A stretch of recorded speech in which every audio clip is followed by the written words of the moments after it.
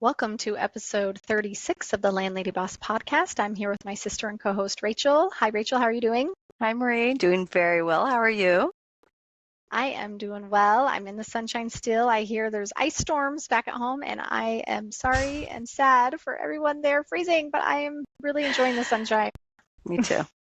Me too. Sunny day. Just walked out with a sweatshirt and went up in the mountains. It was beautiful. So I am also enjoying the Mediterranean weather over here. So in Bulgaria. Oh, Loving it. that is nice. Yeah. And my husband's coming to visit today for a week, so that's Yay! exciting. He's going to be in town and seeing the project I've been working on and getting to pick out some finishes with each other. So that will be fun.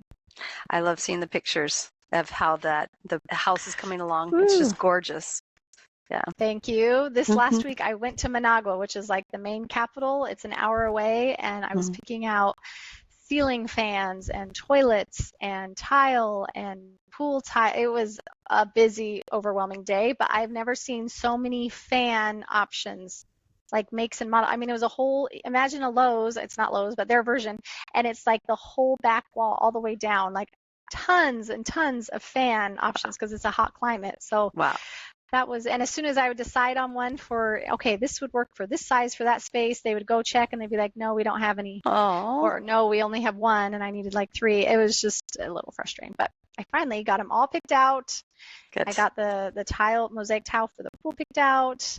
I picked out the toilets, yay, and the sinks. I had brought faucets with me actually here to Nicaragua from the U.S. because my builder had said that they're cheaper in the United States, and I could bring Delta and stuff and trusted brands that we know. And so I brought, when I traveled here, I actually had 5 faucets in my suitcase for the bathrooms and the kitchen that I brought with me, and they were so heavy I barely could get anything else in that bag, so I had to like stuff clothes, very lightweight clothes around it, and I got them in. There were no problems. So that's hilarious that you brought them, and I'm glad that all the pipes fittings worked and everything, because I mean, well, they're not hooked up yet. We don't have them yet hooked up. So hopefully, well, he said that they buy them there, so they must work. So that's great. I sent him the models and stuff. He said they would be fine. So perfect. We don't have the bathrooms yet. I mean, they're building the walls still for the addition, but to have them helped because we actually took a couple with us so we could look at how they would fit over the sinks. Nice. And I'm glad I did because I wanted the basins above, because we're having the vanities built and they'll do like wood bases, and so it's nice just to have the sink on top. Yes. And but some of the sinks were too high, too thick, and so the faucet wouldn't reach over it. So luckily we were able to find above a vanity sinks that the holes were actually on top of the sink, so it could actually fit and come in. So I'm glad I took them with me instead of buying ones that didn't work. So that is so smart. Sometimes if you don't do that, you don't have enough room for your hands to get between the faucet and the sink. That's what would have happened. Oh, I hate that. I'm so glad you looked. Exactly. I held it up to it and I'm like, oh my God, how many times have we used sinks and you can barely get your hand under there? It's because they didn't measure. They just kind of put it together. And so I was holding it going, no, that's not going to work. No, that's not going to work. I had my faucets with me in hand. They probably thought this crazy American lady walking around the store, but you have to do that sometimes. And I've done the other problem where it was a smaller kitchen and it had a smaller sink, and the taller kitchen sink, the faucet would actually splash too far. And so it would always splash you because it would be splashing, it'd hit too close to you. And so, I mean, this is really important to match your sink and faucet before you install and purchase one and then match it with the other. Yeah, that's great. These are all the little details when you're doing a project that are important to handle. I mean, there's a lot of details I hand over to the contractor, but I'm always making sure, okay, is the door going to fit with the vanity, or the faucet's going to fit with that, or just all the details, because sometimes those don't work out well, and we've all been in places where they didn't. Right. In fact, one of the problems I think sometimes comes up is the dishwasher. You'll pull it down and it will hit the handles of the cupboards. And so they have to make sure it's pulled back enough that when it goes down, it's not going to be like knocking your other cupboard handles and stuff. And so this is something that's like, duh, but it's awful. And an end user, when the end person is going to have a rough time unless, someone thinks about these things. Yeah, that's great. Okay, so We're going to talk about tricky tenant turnovers today. We've got an alliteration.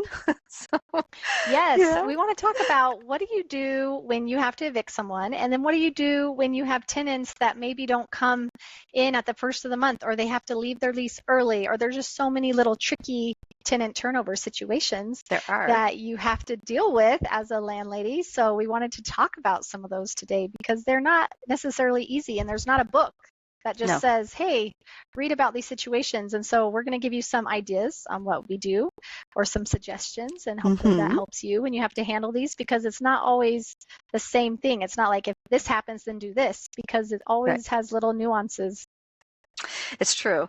And the eviction portion of it, we're going to cover a little bit, but I mean, we of course already have an evictions like mini course that we teach and we sell. And so, I mean, we're going to go in more detail in the course, of course, but right now, of course, but right now we will tell you some tips and what we do when it gets a little tricky. So, I mean, first, let's talk about the evictions. Let's do what qualifies as a legal eviction. Well, I think when you have to go and you have to file with the city and file that eviction, and they have to have the papers served to them, then that would qualify as a legal eviction to me. You giving them a text saying, hey, you need to get out, that is not a legal eviction. Or you telling them verbally, or even you handwriting something and saying you need to be out of here, that's not going to be a legal eviction. So you don't want to do that.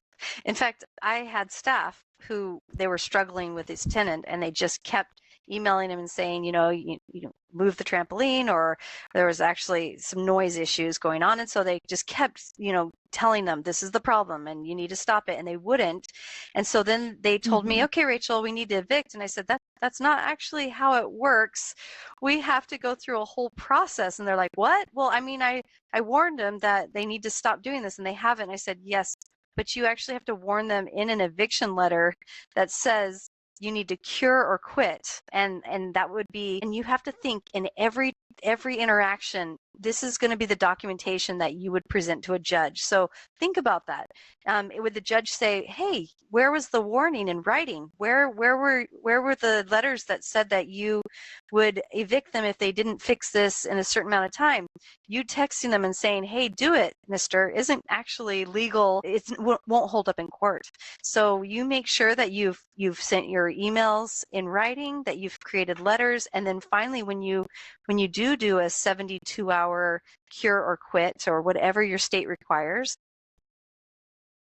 Mine's actually 10 days notice. In Indiana, it's 10 days. So make sure you look at your state rules, because every state's different on how much time you have to give them to correct the issue. Right. So whatever your state requires, you create that letter, and in it says if you need to, like, let's just say it was rent. That's the easiest one because it's a finite number. You need to pay $2,000 or be out of the apartment in 72 hours. And so if they don't and they didn't pay, then that's when you can now go, through the court system to get them evicted. But all of these things require some really good documentation that you have been very clear in what you expect, and that they have chosen to not do it but knew what was expected. Yes, and I think that's important to stress, that you have it all. Maybe you give the first warning, it is maybe a verbal warning. That's fine. You want to tell them verbally, like, hey, I got this complaint, you need to fix that. Okay.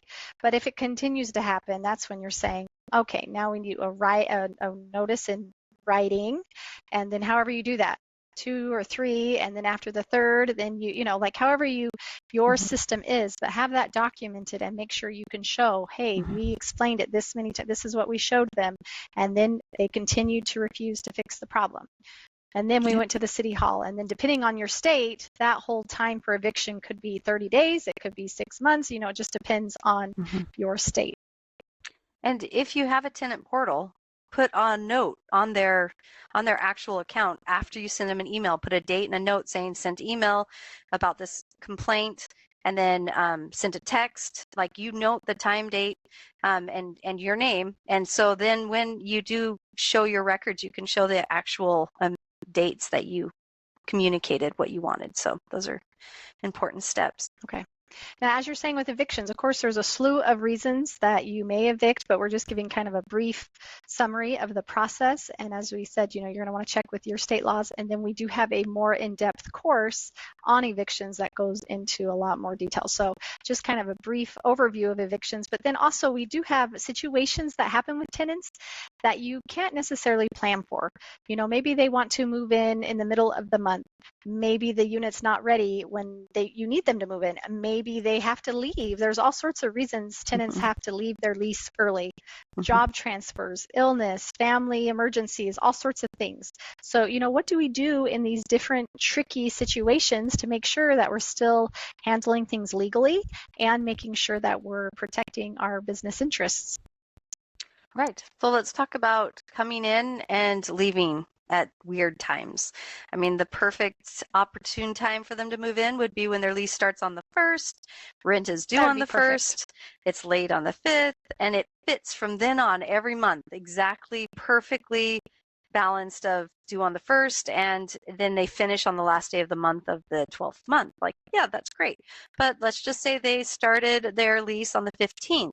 And we've had people ask, well, do you from then on go from November 15th to December 15th and all the way through? And so now their rent's due on the 15th. So that was a question. Marie, what do you do? Well, I definitely don't like to have different dates throughout the month for rent to be due. I keep it all consistent because especially as you scale and have a lot of units, you do not want to have to keep track of all that. Right. So what I do if someone's moving in on the 15th, I prorate that month and then I have the lease starting when I want it to start. So whether that's the 31st or the 1st or whatever, but then I prorate the rent. So they're just paying a partial payment that month and then they start paying in full the following full month. Right.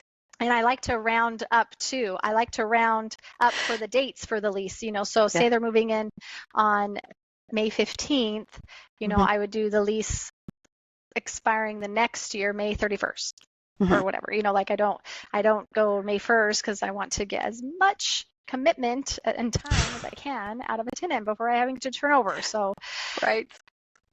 The only time I do it differently would be if they were signing like January 15th and it makes sense to have them end with the year or something like that. But I agree with you. Absolutely. You want it to be as long as possible because remember, you're having to find another tenant. So, much better to have time to do that. Now, I do the same thing. I'll prorate the rent for that first month. There is the people who are leaving, let's just say they're in the middle of their contract. You have clauses in your lease that tell them that they can find somebody to replace themselves, call it a transfer fee. So I have that clause, but let's say that they found somebody, they present them to you. How do you go about both releasing them from their contract and making sure that you have a good replacement tenant? Well, I typically don't like other people to find tenants for me because obviously I have my own qualifications that I like them to meet. And, if someone says, hey, I'm leaving early and it's breaking the lease, I obviously have clauses in the lease that address that. So, there are some fees and then, possibly giving up their deposit. And, it's kind of to my discretion how strict I want to be with that based upon the situation, obviously. But if they're like, hey, and I've got someone else that wants to take it over, I'd be like, okay, great. I'll send them a link and they can apply with an application just like anyone else. And then if they meet the requirements and I want to go with them, then I could extend the invitation and do a lease and everything with them. But I would treat them like any other applicant. I would not be like, oh, yeah, okay, great. Let them move in. You still have to screen them. You treat them like any other applicant that you don't know of. So they have to meet your requirements to make sure that it's going to be a good tenant. Right. I had that with the applicant that they sent me didn't pass the credit check. So I had to go back and say, I'm sorry, the applicant you sent me didn't actually meet the qualifications. They were a little upset because they felt like they should be able to leave because they provided me with somebody willing to rent. And I said, that's, they still have to be able to apply properly through the proper channels. Okay, so here's a funny one. It's a little tricky. You have a tenant and they bring in a roommate And so that second tenant's coming in, they're like, okay, so you say that's fine. You add them to the lease, you know, do a credit check or whatever. Now you have two people renting. One wants to leave. What do you do about the security deposit? This is just kind of a tricky little question that people have, because do you have two separate leases, or do you have one lease with two adults on it and the one wants to stay, one wants to leave? What do you do with security deposit? I actually had this happen. I had two young single guys. They were sharing an apartment. They had passed all of our screening tests and everything, and they were both on the lease, but one wanted to move, which, you know, that happens. So the one wanted to stay and, of course, have the lease in his own name. And so we did a new lease with him. He wanted to transfer the same deposit, and I said, no, we are refunding that deposit, but we need a new deposit for this new lease to be valid. So whether you want the old money to go towards it and you guys figure that out, part of that money is his. So you really have to be careful that you don't get into a situation where the other guy's coming after you saying, hey, that's my money. And so the lease is ending. I would end that lease and in that deposit and give it to them and get a new deposit for the new lease. That's how I would handle it. That's nice. I once had the problem of, from then on, when I did the checkout of the next tenant, they said, oh, well, the previous tenant did that damage.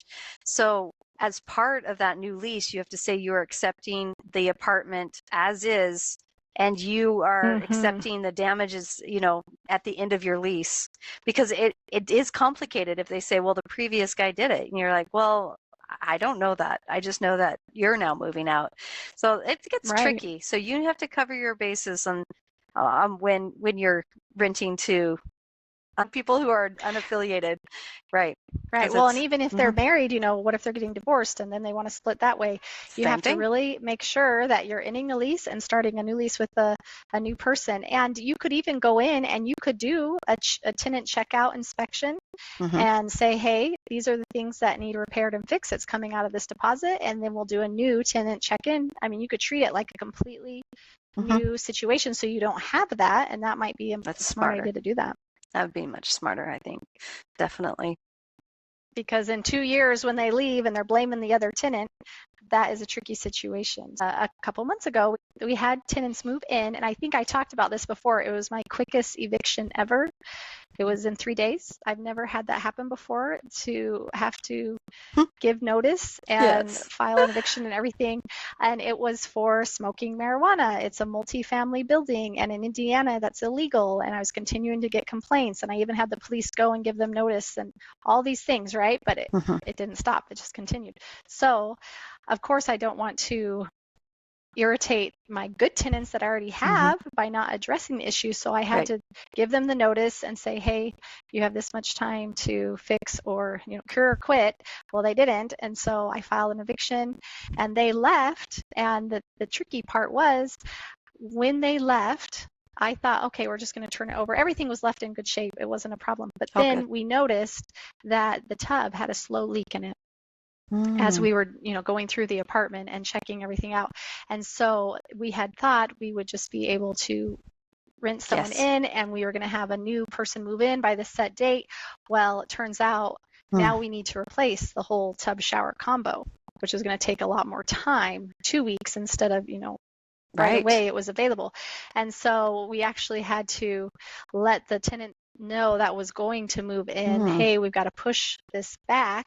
And fortunately, she was living with family and she was in no rush. And so she said, that's fine. And so we were able to then be able to wait till the shower was done, sign the lease, prorate it for that month because it was later in the month than we had planned. And it worked out. But I was so happy to get those tenants out quickly and efficiently before they caused more problems with tenants I already have that I want to keep, right? These are tenants that have lived there and I've already vetted and everything's going well. So I would recommend, if you bring in new tenants and they do not play well with others or they're not following things well, do not hesitate, because you do not want to lose your good tenants because you failed to act when new tenants were not following the rules. And it will just get worse, whether it's illegal behavior or breaking the lease or noise violation, all these things.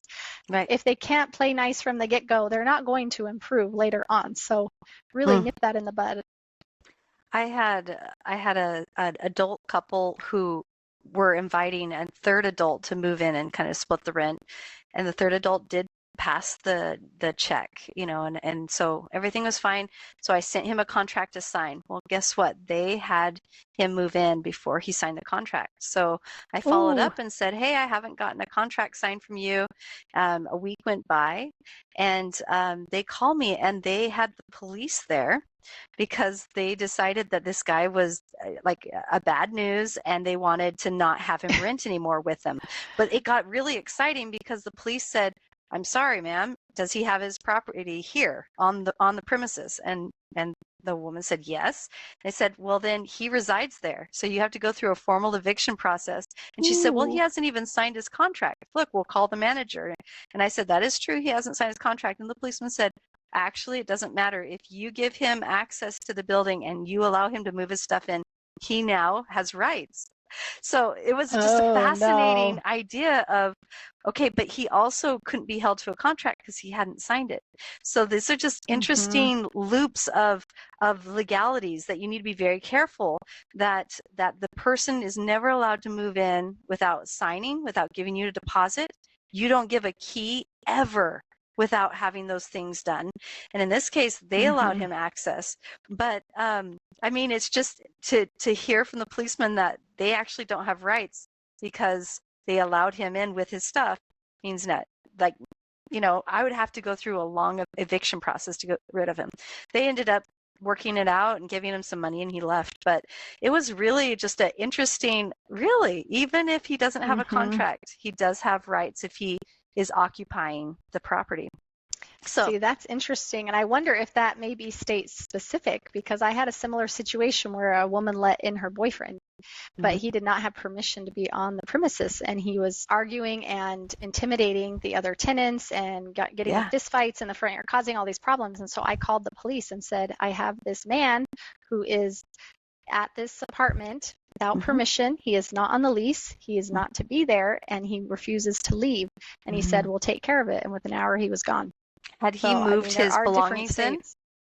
Oh yeah, he'd been staying there, moved in. But he had no permission. He did not have permission to be on the premises.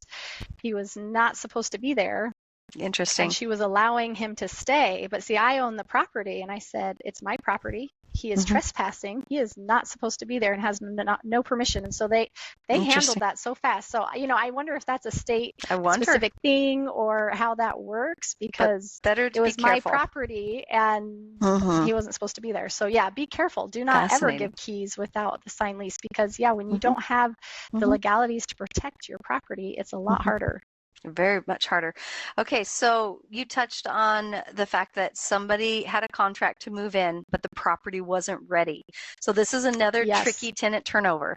So I've had this happen too, where it was new construction, and of course, it's supposed to be done. So I'm selling contracts and selling all these leases for these new townhouses.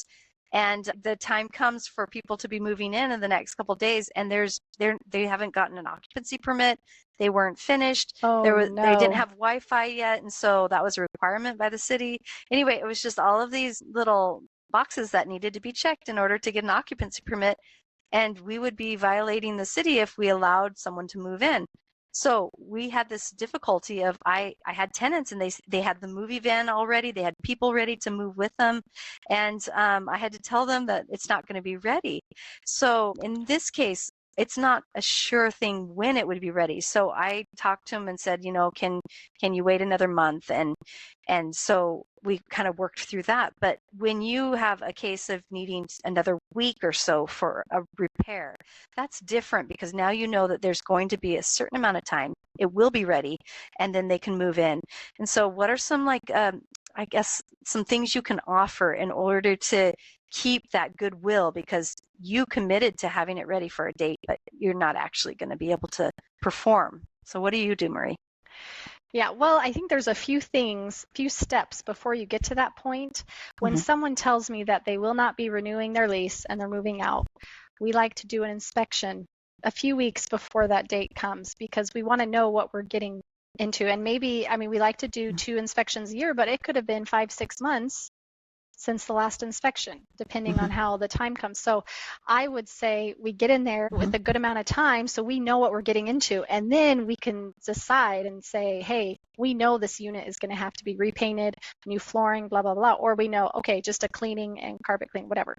And so that tells me right then how much time to give. So if it looks like it's going to be easy and ready to go, then maybe I don't have a big buffer. But if it looks like we're going to need to do a lot of work, definitely give yourself a little extra time and tell people we think probably this time, but we're still determining. And so they know that there's some flexibility in there. But if not, if you committed and they were going to move in and it is not ready, I think there's a few things you can do. Obviously, if they have somewhere to stay with family or whatever, great. And if they're flexible, then, just, yes, ask, say, do you have somewhere to stay? And just prorate off of the rent or give them some sort of discount for that time. That's the easiest. If they say, no, we have a moving van rented, we are moving across the country, we have nowhere to stay, nowhere to put our things, it gets a little trickier. Hopefully there's a garage or something that, you still would be in the terms of the lease states at that point, because if anything happened to their property, if you open up the property and say you can put things in the garage or you can put anything, you want to be under lease. I do not offer access to the property unless we have a signed lease. Right. So that's important. But they could come and offer, can you store your things in the garage or in a living or something, depending on what is causing the holdup. And then if they still don't have anywhere to stay, you may offer to get them an Airbnb or pay for a hotel for a certain number of days or something. Obviously, that's very nice, and you have to determine how you want to do that. But yeah, it's hard to commit to something and then have it not happen, and they have made all these plans. Right. And in the case of the bathroom, if there's 2 bathrooms, you can say, we'll be remodeling one of the bathrooms, so you just won't be able to use it, and we will give you X amount of dollars as a compensation for the inconvenience. But that way they can move in, and you're just working on one bathroom. If you didn't have any other choice, then you can kind of work with each other to make it work. But I've had to do an Airbnb, that one for 3 days, because you want them to be able to cook, and they have kids, they needed multiple bedrooms and stuff like that, and it's harder in a hotel. So I've had to do that, and everybody appreciates that you thought of their needs. I mean, that you're thinking in advance that, hey, I see that you're contracted this time, it's not going to be ready, but here's what we can do for you. It always costs, and hopefully next time you won't have that problem, right? For sure. But I think communication is the key here, making sure that you communicate with them as early as possible, letting them know instead of just silence, and then they arrive and, oh my gosh, and their expectations are completely dashed. So I have found clear communication goes a long way, saying, hey, we are so sorry. We had no idea that this was going to happen, or we got delayed because of this, but this is what we're here to offer you. And being proactive is always a better plan than being reactive. Right. No, absolutely true. So let's go with smooth transitions. So let's just say that everything's ready. The tenant is moving in, and you've had good communication. So these are all it's a smooth transition. I think we have some tips for you to keep that relationship good. I'll say for some of mine would be quick maintenance. Like if somebody calls in for a maintenance request, the biggest frustration pain point for a tenant is if they're ignored, they don't feel like they're important enough, you don't care about the property, you're a slumlord, all of those things come up if you're not responding when they have maintenance requests. So that one is a big one. And if you have ordered a part, again, communication. You talk about, okay, we ordered a part, it'll take 2 weeks, we are so sorry, but this is about when we think it'll happen, and letting them know. What are some things you do? Yeah, making sure that communication, like we're talking about. I have an office building right now that, of course, one of the rooftop furnaces went out in January. We, of course, do the regular maintenance, but sometimes things happen. And there are 3 rooftop units. Well, one went out, the other 2 are older. And so we are just replacing all 3 of them because, you already have to rent a crane, and the HVAC company needs, his whole crew there. So this is a major thing, but it's midweek, and it's a doctor's and dentist's office. So obviously this is a huge convenience, but you also have to have heat. So it's been kind of a crazy ordeal, but communicating with them. As soon as we knew the date and the time for the units that came in and the crew and the crane, we sent out an email saying, hey, this is the date and the time. If you would like to move with patience, please feel free to do, because it will be awkward to get into the parking lot because we're going to have half of it taken up with trucks and a crane, and there may be some temperature variations throughout the day as they disconnect and reconnect new units. So I think that email went out 2 weeks ago as soon as we found it. And then we did a reminder one just yesterday saying, hey, just to follow up, next Tuesday is the day that the units are coming in, and these are the things to expect. So hopefully things go smoothly. We don't know. Of course, they asked if we could just replace them on a weekend. Well, no, unfortunately, HVAC workers don't want to come on a weekend and they don't have access to the cranes and all these things. So no, that wasn't an option. That would be ideal. But sometimes inconveniences happen, and hopefully by communicating clearly and being on the same page, saying, our goal is for you to have heat. We all want this. Find those commonalities and the same goals, and hopefully everyone works together. So keep doing a great job. And if you're enjoying this podcast, please feel free to subscribe and share with other landlady bosses that might find this useful. And we would love to hear questions or other stories that you've had to deal with that would just be interesting to share on this podcast. Feel free to email us at landladybosses@gmail.com. And remember, no one manages your properties as well as you.